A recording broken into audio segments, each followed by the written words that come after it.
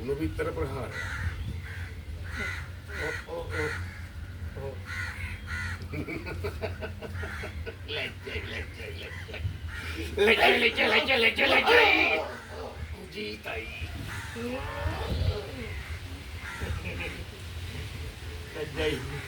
ලැජ්ජයි කුජීතයි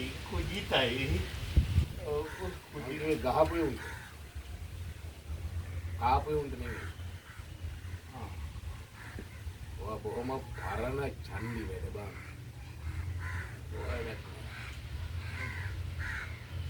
දැන් ඡන්ද කාලේ වැඩ තියෙන්නේ. තුවක්කු පිස්තෝලේ. නන්නාඳුන සන්නද්ධ තුවක්කු කරුවන්ගේ වැඩ. ආවේ කවුද? ගැව්වේ කවුද? එව්වේ කවුද? No evidence.